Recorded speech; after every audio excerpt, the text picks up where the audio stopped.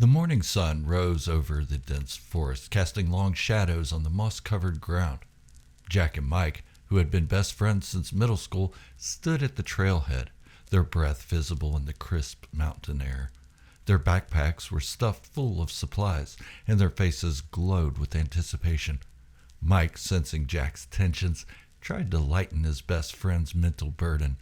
"This is going to be epic," Mike said, clapping his hands on Jack's shoulder in a manner that spoke volumes to Jack. Jack nodded. He had been excited about this journey for some time leading up to it, but now that he was face to face with it, he was having a touch of apprehension. Jack had always been the more cautious one of the two, but this time seemed different. But Mike's enthusiasm was infectious, and it did lighten Jack's spirit just a bit. The two had talked about this trail since they were teenagers, but the fantasy is often more titillating than the reality. Still, Jack really couldn't wait to actually do it.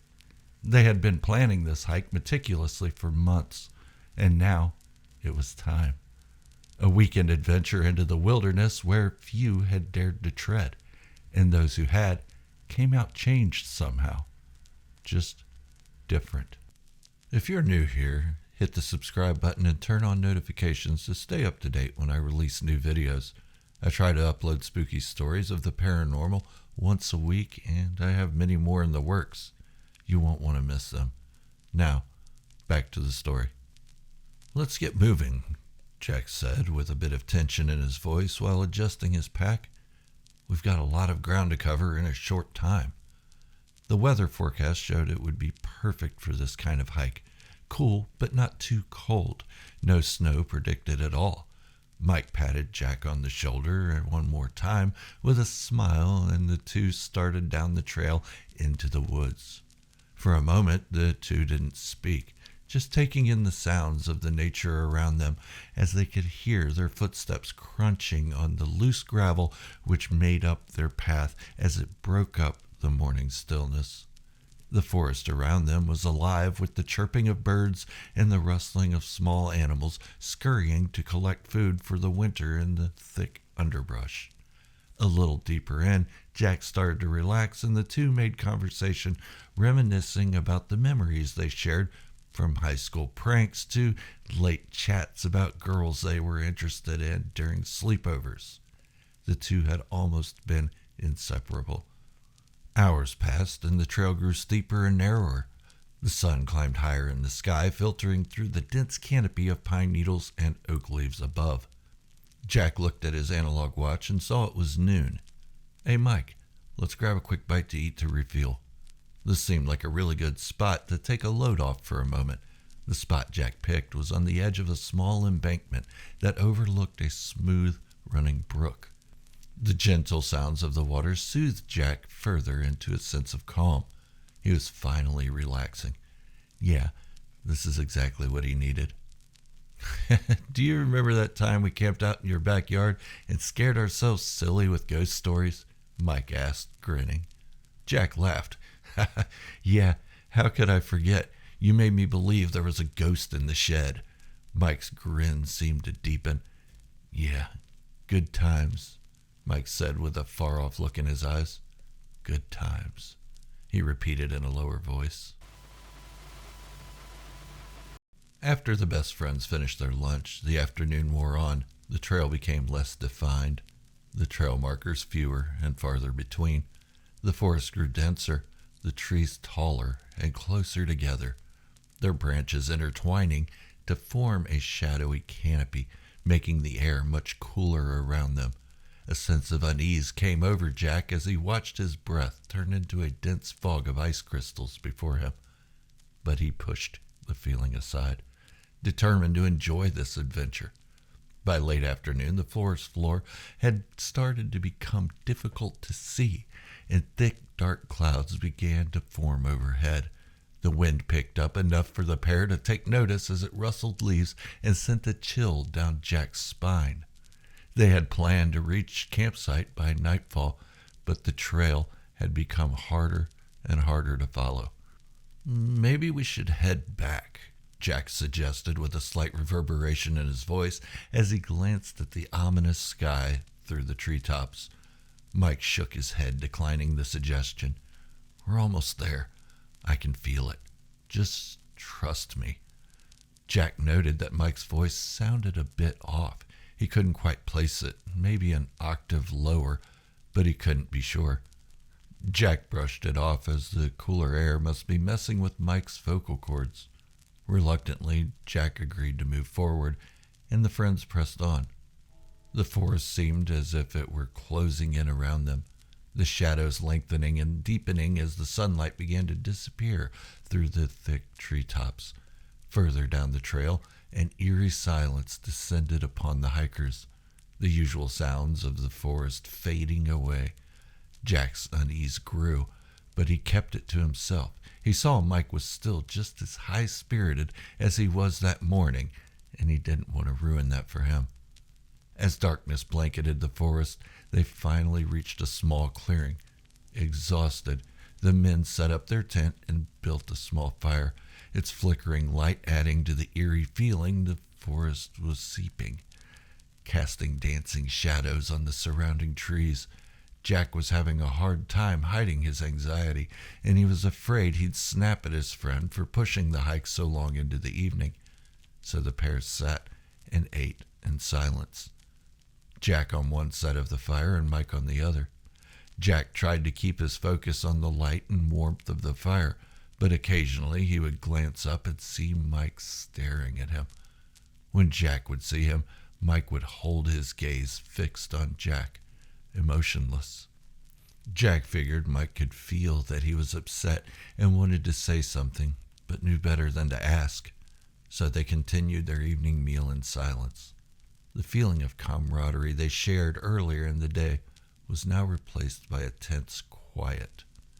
"Do you hear that?" Jack asked, breaking the silence. Mike's eyes narrowed as they never seemed to break contact from his friend. "Hear what?" he said with a sharp tongue. Jack listened for a moment, straining to catch the faint sound that raised his hackles, making the hairs on his neck stand on end. It was a low, almost imperceptible hum, like a distant whisper carried on the wind. But as quickly as it had come, it was gone. "Probably just the wind," Mike said, lacking conviction in his voice. Jack nodded his head slightly in agreement. Even though he didn't really believe it, it was a way to calm his nerves, even if just slightly. The two sat silent for another hour, until Jack was so exhausted from the day that he had to get some sleep. Jack led as Mike followed into the tent, and the two climbed in their sleeping bags. Jack could see the light from the fire casting a dim glow on the tent wall. Still a bit nervous, Jack lay awake listening for any sound coming from the forest, but there was nothing. Other than the crackle from the fire, the forest was dead silent. The strange, low humming sound Jack had heard earlier replayed over and over in his mind. It couldn't have been other hikers. This wasn't a path well traveled. Eventually, exhaustion overtook Jack, and he drifted into a restless sleep. Jack awoke with a startle, his heart pounding. The fire had burned down to embers, casting a faint glow on the surrounding trees. He glanced at his watch. It was just past midnight. The air had become cooler, and a cold wind had picked up as he listened to it rustling the sides of the tent and sending shivers through his body. He turned to Mike's side of the tent and froze, staring at Mike's empty sleeping bag. "Mike?" Jack called out, barely above speaking level, his voice trembling. But there was no answer. Jack scrambled out of his sleeping bag, losing the trance-like state he had been in, and rushed into the cold night air. The clearing was empty. As far as Jack could tell, the forest around it eerily silent, other than the sound the wind was making. Panic surged through him as he called out again, a little louder this time. "Mike, where are you?" A faint rustling came from the edge of the clearing, and Jack flicked on his flashlight to catch movement among the trees.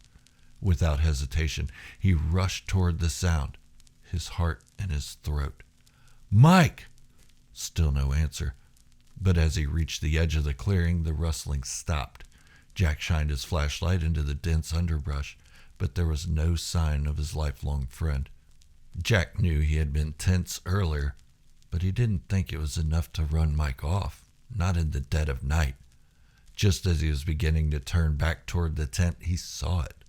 A dark figure standing among the trees, just beyond the reach of his flashlight's beam. "Who's there?" Jack demanded, his voice shaking. The figure didn't move, didn't speak. It just stood there, watching. Jack's skin crawled with fear, but he felt as if he couldn't look away. Slowly, the dark figure began to retreat into the darkness, and without thinking, Jack followed.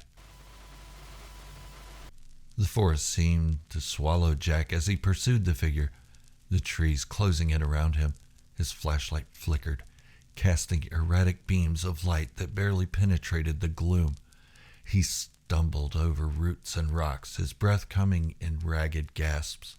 "Mike!" he called again, his voice desperate. The figure was always just ahead, a shadowy silhouette that moved with unnatural fluidity. Jack's fear grew with each step, a cold dread setting in his bones. He had to catch up to Mike, had to make sure he was okay. The forest grew darker somehow. The trees became twisted and gnarled. The ground beneath Jack's feet was soft and damp, and a faint foul odor filled the air. He paused, his heart racing, and realized with a sickening lurch that he was completely lost. "Mike!" he shouted, his voice echoing eerily through the trees. But this time, a low guttural laugh answered him, a sound that tightened the nerves in his spine. Jack spun around, his flashlight beam cutting through the darkness, but there was no one there. The laugh came again, closer this time, and Jack felt a cold hand of terror squeezing around his heart. He broke into a run, his flashlight bouncing wildly as he tore through the forest. The laughter followed him, a haunting echo that seemed to come from all directions. Branches snagged his clothes and scratched his face, but he didn't dare slow down. Suddenly, he burst into another clearing, his flashlight illuminating a large ancient oak tree. At its base was a crumbling stone well, its dark mouth gaping open like a silent scream. Jack skidded to a halt, stopping himself from tumbling in to feed it, his breath coming in short, panicked bursts. The laughter stopped, and an oppressive silence fell over the clearing. Not even the echoes of his breath penetrated the darkness. Jack took one more step toward the well, his flashlight beam trembling. He felt a strange compulsion to look inside, a pull he couldn't resist. Slowly, he approached the well, the darkness within seeming to reach out to him. He peered over the edge, shining his light down into the abyss. The beam revealed rough, damp stones descending into blackness, a blackness so thick he doubted even the day's sun would puncture it. Then, from the depths, a pair of glowing eyes reflected the light he shone, staring back at him. Jack stumbled back, losing his footing and nearly dropping his flashlight into the well. The eyes vanished, but the sense of being watched lingered. He turned, ready to flee, but froze as a familiar figure stepped into the clearing. "Mike!" Jack cried out, relief flooding through him. But something was wrong. Mike's face was pale, his eyes dark and hollow. He moved with a jerky, unnatural gait, his expression blank and unseeing. "Mike, are you okay?" Jack asked as he took a hesitant step forward. Mike didn't respond. Instead, he lifted a hand and pointed toward the well. Jack felt a cold dread seep into his bones as he gazed following the gesture. "Look," Mike said, his voice a low, hollow echo. Jack turned back to the well, his flashlight beam wavering. He forced himself to look down again, and what he saw made his blood run cold. At the bottom of the well was a body, twisted and broken. Even in the dim light, Jack recognized the clothes, the shape. It was Mike. But he looked to have been in that well for ages. "No," Jack whispered, stumbling back. "No, this can't be real." The figure that appeared as Mike began to laugh, a low, mocking sound. "You've always been alone, Jack," it said, its voice shifting, distorting. "Mike was never real to you." Jack's mind reeled, memories flashing through his mind, moments with Mike, their shared adventures and secrets. But now, in the cold light of revelation, those memories seemed distant and unreal, like fragments of a dream. "Who are you?" Jack demanded, his voice breaking as he choked back tears. The figure's form began to change, its features melting and shifting into something dark and formless. "I am the darkness that haunts you," it whispered. "I am the fear you can't escape." Jack quickly turned and ran, his flashlight barely lighting the way as he crashed through the forest. The laughter followed him, echoing through the trees. Branches clawed at him, roots tripped him, but he didn't stop. He didn't know where he was going, only that he had to get away. The forest seemed to twist and warp around him, the trees looming like twisted, malevolent giants. The ground beneath his feet felt unstable, shifting with each step, making it hard to maintain balance in his sprint. "Mike was never real," the voice echoed in his mind, a tormenting refrain. The laughter subsided as Jack felt the forest come alive with the break of day, brighter than any sunshine he could remember. The trees returning to their natural positions, the ground hardening. Confused and exhausted, Jack leaned against the base of a tree, collapsing to its roots. 6 years later, Jack peered up through the darkness of the well, his eyes shining bright as a shaky beam of light peered down at him, thus becoming that shadow he feared so long ago. If you've enjoyed this story, hit the subscribe button, give the video a thumbs up, and leave a comment. If there's a specific type of paranormal story or weird story you'd like to see, let me know. I'm always open to suggestion. Thank you for watching. This has been Twilight of Terror. Until the next time, stay weird.